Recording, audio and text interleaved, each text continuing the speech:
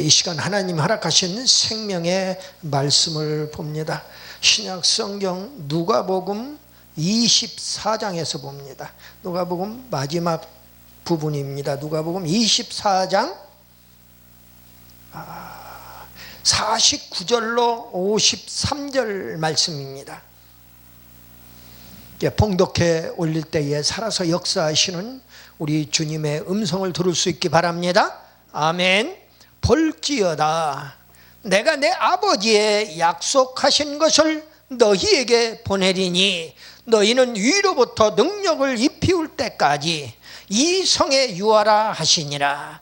예수께서 저희를 데리고 베다니 앞까지 나가사 손을 들어 저희에게 축복하시더니 축복하실 때에 저희를 떠나 하늘로 올리우시니 저희가 그에게 경배하고 큰 기쁨으로 예루살렘에 돌아가 늘 성전에 있어 하나님을 찬송하니라. 아멘. 아멘. 잠시 기도하고 함께 은혜의 말씀 나눕니다. 기도합니다. 살아서 역사하시는 우리 아버지 하나님, 이 땅에 오셔서 십자가의 사명을 다 감당하시고 또 부활하시고 승천하심을 찬양합니다. 하나님 아버지, 또한 재림의 약속도 주셨습니다. 저희들이 무엇이간데 하나님의 자녀로 품으시고 또한 천국 백성으로 인쳐 주셨사오니 저희들이 이 땅에 있는 동안에 주신 사명 잘 감당하다가 주님의 품에 들어갈 수 있도록 은혜 위에 은혜를 베풀어 주시옵소서. 오늘 이 한 시간 하늘 문 여시고 사랑하는 백성들 마음은 활짝 열고 하나님의 말씀을 아멘으로 화답하며 하나님의 자녀 되기에 천국 백성 되기에 조금도 부족함이 없도록 도와 주시옵소서. 믿사옵고 우리 구주 예수 그리스도의 이름으로 감사드리며 기도드리옵나이다. 아멘. 아멘. 세계에 열린 선교 방송을 시청하는 애청자 여러분, 평안하셨을 줄로 믿습니다. 세상이 아무리 어려워도 주 안에 있으면 평안을 유지할 수가 있는 것입니다. 형통할 수가 있는 것입니다. 기쁨이 충만할 수가 있는 것입니다. 항상 기쁨이 넘치며 행복한 하루하루 되시기를 예수님의 이름으로 축복합니다. 오늘 본문 말씀을 보니까 예수님이 이 땅에 오셔서 십자가의 사명을 다 감당하시고 부활하시고 그 다음에 승천하시는 내용이에요. 승천하시는 내용. 오늘 그리스도의 생애를 보면은요, 하나님 자신이 이 땅에 오시는데 예수라고 하는 하나님의 독생자 또 그리스도의 몸으로 이 땅에 오셔가지고 이 땅에 오신 것을 신학적으로는 동정녀 탄생이라고 합니다. 그 동정녀 탄생으로부터 시작이 되는 거예요. 기독교의 5대 복음 가운데 첫 번째가 그래서 동정녀 탄생입니다. 두 번째가 십자가의 죽으심이에요. 십자가의 죽으심의 키포인트는 어디에 있느냐? 날 위하여 십자가에 피 흘려 돌아가셨다는 거예요.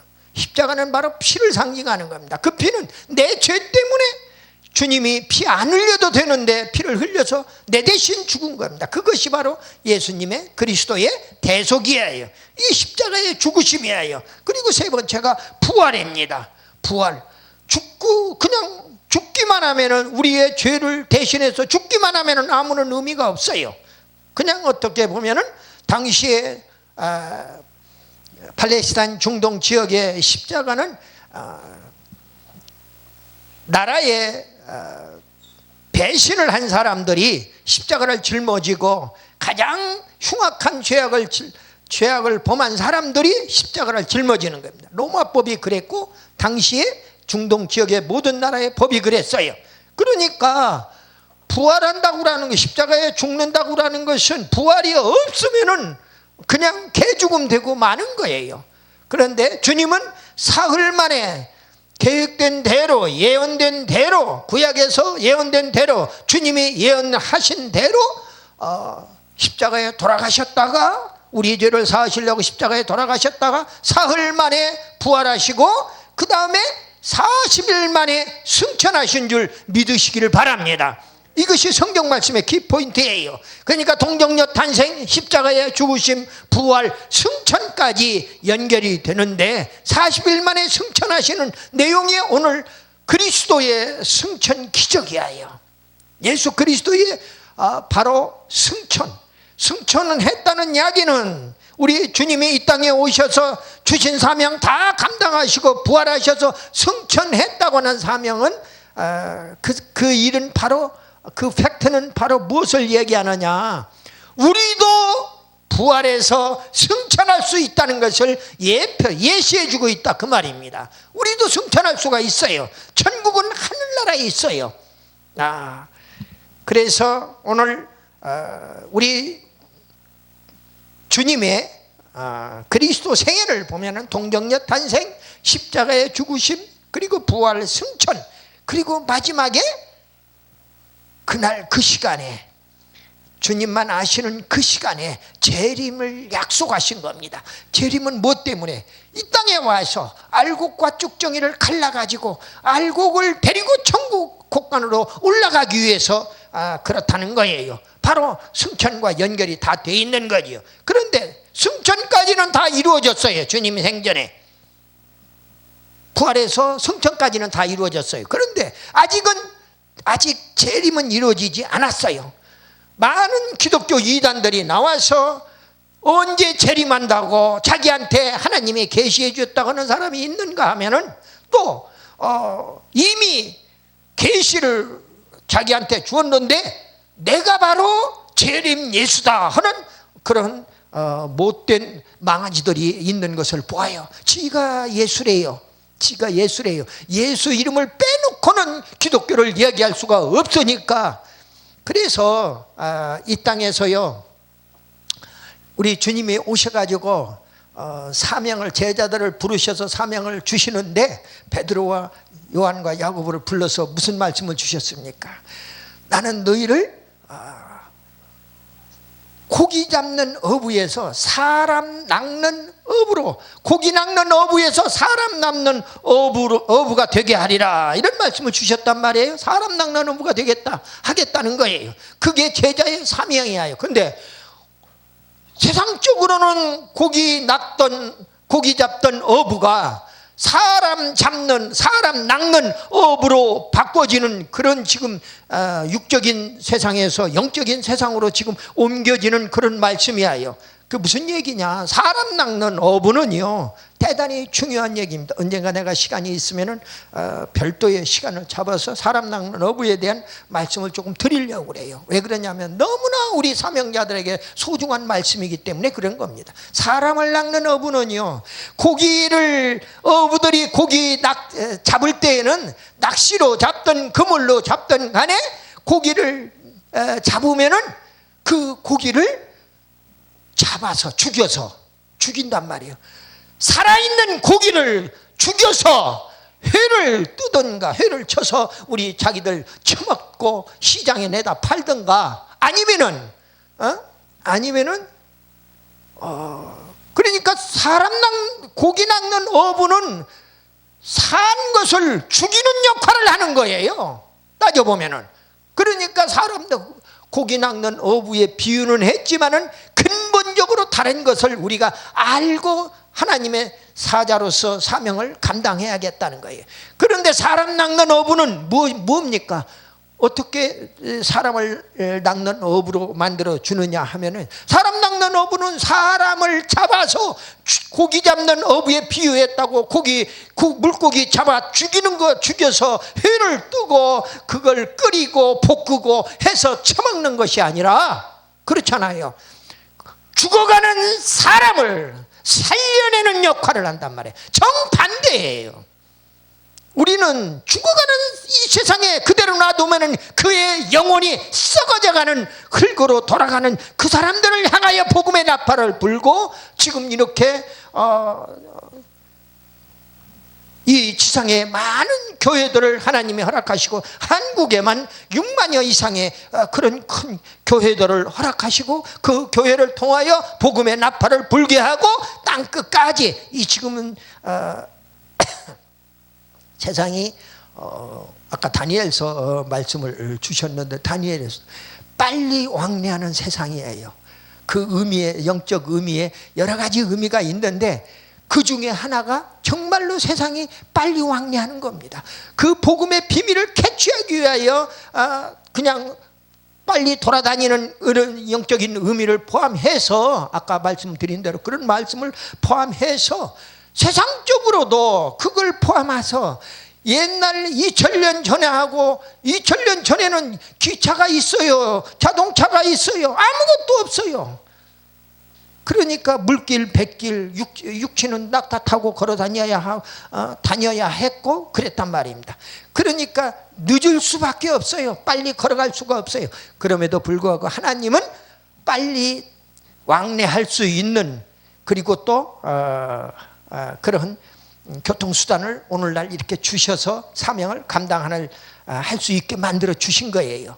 그러니까 말씀을 볼 때에 먼저 육적으로도 해석을 할 줄 알아야 하고 그 말씀이 영적인 말씀이면 반드시 영적으로 해석을 할 줄 해야만 된다는 거예요. 하나님의 말씀은 영적으로 풀어야 합니다. 그래서 요한계시록이 어렵다는 말씀 아닙니까? 요한계시록이나 다른 그 구약에 있는 다니엘서를 포함하는 뭐 이사야서, 에레미야서, 에스겔서 전부 다 묵시 내용들이 얼마나 많아요. 그래서 정말로 잘못 풀면은 요한계시록 마지막에 가서 22장에 가서 18절 19절에서 내 마음대로 보태버리면은 이 예언의 책에서 기록된 재앙을 보태겠다는 거예요.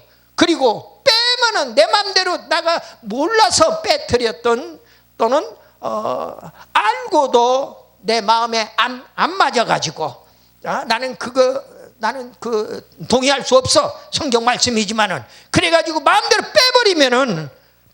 빼버리면은 큰일 나는 거예요.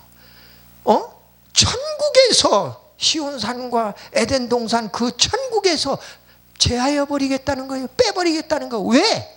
말씀이 바로 하나님이신데 하나님을 네가 빼놨지 않느냐 이 말이에요. 그렇기 때문에 말씀은 그래서 어렵고 힘들지만은 어렵고 힘들수록 그래서 우리가 배울 수 있는 지식과 지혜를 하나님이 주셨기 때문에 가진 지혜와 지식을 동원해서 이렇게 배워야 되지 않느냐 하는 생각을 해보게 됩니다. 오늘 그리스도의 생애가 이렇게 우리 기독교가 5대 그 복음이라고 한다면은 동정녀 탄생으로부터 십자가의 죽으심, 부활, 승천, 재림에 이르기까지 말씀을 드렸습니다.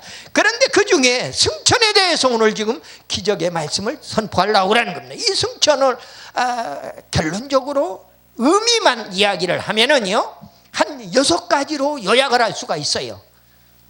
의미이기 때문에 땅의 존재에서 하늘의 존재로 바꿔지는 거예요. 승천이라고 하는 것 자체가 우리가 이 땅에 살다가 하늘나라에 올라가는 그런 것을 의미하기 때문에 이 세상 세계에서 하늘 세상으로. 그래서 오늘 제가 못 부르는 찬송을 부른 겁니다. 잠시 세상에 내가 살면서 항상 찬송 부르다가 날이 저물어 오라 하시면 그 천국으로 올라가야 하기 때문에 찬송을 드리는 거지요. 땅의 존재에서 하늘 존재로 바꿔지는 것이다. 가시 세상에서 이 땅의 세상은 가시 세상이에요. 아무리 내가 상대에게 찔림을 받기 싫어도 상대방은 나를 찌르고 또 그게 아프니까 나도 찌르는 거예요. 아니 나도 모르게 상대방을 찔러서 아프게 하니까 상대방이 또 나를 찌르는 겁니다. 이게 가시 세상이에요. 창세기에 나와 있잖아요. 응? 가시덤불을 하나님이 만들었잖아요. 가시 세상에서 아픔이 없는 찔리지 아니하는 평안의 세계로 바꿔지는 것입니다. 그리고 육적인 세상에서 영적인 세계로 바꿔지는 거예요. 죄악의 세상에서 의인의 세계로 바꿔지는 거예요. 사탄의 나라에서 하나님의 나라로 바꿔지는 겁니다. 잠시 세상에서 영원 세계로 바꿔지는 것입니다. 그래서 그리스도의 승천 기적 이런 제목으로 기적 시리즈 26탄입니다. 첫 번째로 그리스도의 승천은 왜 이루어졌느냐 그 이유를 알면은 그 목적을 알면은 쉬워요. 한 5가지의 목적 때문에 이루어졌어요. 아버지의 영광을 위해서, 그다음에 천국 처소를 예비하기 위해서, 그다음에 우리를 위해서, 성도들을 위해서 간구하기 위해서, 그리고 죄사함을 위해서, 그리고 성령을 보내주시기 위해서 이렇게 이야기할 수가 있습니다. 먼저 하나님 아버지의 영광을 위해서 성경의 요한복음 17장 1절 말씀에 예수께서 이 말씀을 하시고 눈을 들어 하늘을 우러러 가라사대 아버지여 때가 이르렀사오니 아들을 영화롭게 하게 하소서 그랬습니다. 두 번째로 성도들의 그 천국 처소를 마련하기 위해서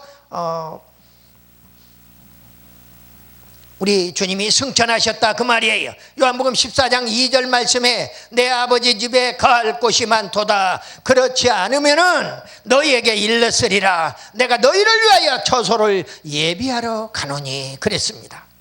우리 주님은 승천하신 것이 우리들 천국의 처소 예비하기 위해서 가셨다 하는 이야기입니다. 그리고 셋째, 성도들을 위해서 간구하기 위해서, 우리들을 위해서 하늘나라에서 기도하시기 위해서 가셨다는 겁니다. 간절히 기도하기 위해서. 로마서 8장 34절에 그는 하나님의 우편에 계신 자여 우리를 위하여 간구하시는 자시라 그랬습니다. 그리고 넷째, 성도의 대제사장으로서 죄사함을 위해서 우리를 완전하게 죄를 사해 주시려고 가셨다는 겁니다. 히브리서 4장 14절 상반절에 그러므로 우리에게 큰 대제사장이 있으니 승천하신 자 곧 하나님의 아들 예수시라 그랬습니다. 우리가 지금 대제사장의 일을 하고, 오늘날 목사님들이 대제사장의 일을 하고 또는 제사장의 일을 하고 또는 선지자의 일을 합니다. 그러나 이것은 껍데기예요. 진짜 큰 대제사장은 예수님이신 줄 믿으시기를 바랍니다. 그래서 예수가 대장이고 우리는 거기에 같이 따라가는 목자들은 따라가는 장수들이 되겠지요. 다섯 번째로 그 성도들에게 성령을 보내주시기 위해서 승천하셨다 그 말이에요. 요한복음 16장 7절 말씀에 내가 떠나가지 아니하면, 우리 주님이 떠나가지 아니하면, 승천하지 아니하면 그 말이에요. 보혜사가 너희에게로 오시지 아니할 것이요 가면 내가 그를 너희에게로 보낼 것이니 그랬어요. 우리 주님이 가셔야만, 우리 주님이 승천하신 이유가 다 있는 거지요. 부활해서 승천하실 이유가 있다 그 말이지요. 두 번째로 예언된 그리스도의 승천이 성취되었습니다. 예언되었던 그리스도의 승천이 성취가 되었어요. 무슨 얘기냐? 예언자는 누구냐? 구약에서는 다윗이 예언을 했고 시편을 통해서, 그 다음에 주님이 자신이 또 예언을 했어요. 요한복음을 통해 가지고. 그래서 자기 자신이 승천하실 것을 우리 주님이 예언했더라 그 말입니다. 다윗이 어떻게 예언했습니까? 시편 68편 18절 말씀에 주께서 높은 곳으로 오르신다 그런 표현이 나옵니다. 그 다음에 그리스도 자신이 승천을 예언했는데 요한복음 20장에 17절 말씀을 보니까 내가 내 아버지 곧 너희 아버지 내 하나님 곧 너희 하나님께로 올라간다 하라. 우리 주님이 자신이 하늘나라에 올라간다는 거예요. 하나님 아버지께 올라간다는 거예요. 이렇게 예언을 했어요. 그 다음에 셋째로 그리스도의 승천이 예언이 성취가 되었습니다. 승천의 예언이 성취가 된 겁니다. 마가복음 16장 19절에 주 예수께서 말씀을 마치신 후에 하늘로 올려사 하나님 우편에 앉으시니라 그랬습니다.